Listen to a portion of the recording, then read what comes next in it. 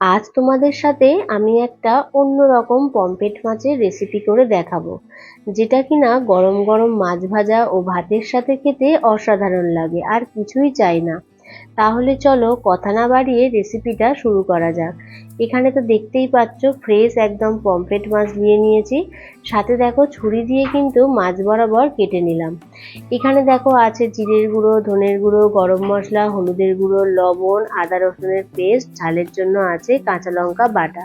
তবে এই যে মাছগুলো চিড়ে চিড়ে নেবে, খুব একটা ডিপ ভাবে চিড়বে না, হালকা করে চিড়লেই হবে। এই মশলাটা মিশিয়ে নিলাম, সাথে কিন্তু একটু সর্ষের তেল দিয়ে বেশ ভালোভাবেই মিশিয়ে নিচ্ছি।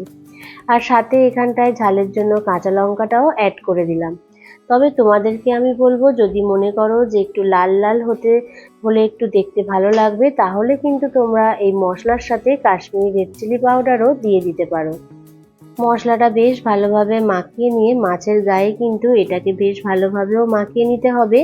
তবে এই যে ছুরি দিয়ে আর কি চিড়ে চিড়ে নিয়েছিলাম, মশলাটা যতটা পারবে এই চেরার মধ্যেই কিন্তু মশলাটাকে দেওয়ার চেষ্টা করবে। তবে এই মশলাটা ম্যারিনেট করে সাথে সাথে একেবারেই ভাজবে না, কমপক্ষে 30 মিনিট তো রাখতেই হবে ম্যারিনেট করে। আর একটু যদি খাবার স্বাদটা তোমরা পেতে চাও, তাহলে কিন্তু এর ওপরে কারি পাতা দিয়ে ডাইরেক্ট কিন্তু তেলেও ভাজা যায়, সেটাও খেতে অসাধারণ লাগে। এরকমভাবে পমফ্রেট ফ্রাই কিন্তু অনেক রকমভাবে করা যায়, তবে আমি আজকে তোমাদের সাথে এরকমভাবে এই মাছের রেসিপিটা শেয়ার করছি। অন্য দিন অত তোমাদের সাথে অন্যভাবে শেয়ার করব, সেটাও কিন্তু খেতে অসাধারণ লাগে। তবে আমি কিন্তু এখানে তেল হিসাবে সাদা তেল ব্যবহার করেছি। তেলটা যখন গরম হয়ে আসলো, সেই সময় কিন্তু দেখো মাছগুলোকে এপিট ওপিট করে বেশ লাল লাল করে ভেজে নিলাম। দেখে নিশ্চয়ই তোমাদের লোভও লাগছে। তাহলে দেরি না করে ঝটপটে বাজারে গিয়ে কিন্তু তোমরা এরকম পমফ্রেট মাছ কিনে এনে একবার এরকম ফ্রাই করে খেয়ে দেখো। আমি তোমাদেরকে বলছি, গরম গরম ভাতের সাথে এরকম গরম গরম মাছ ভাজা খেতে কিন্তু অসাধারণ লাগে।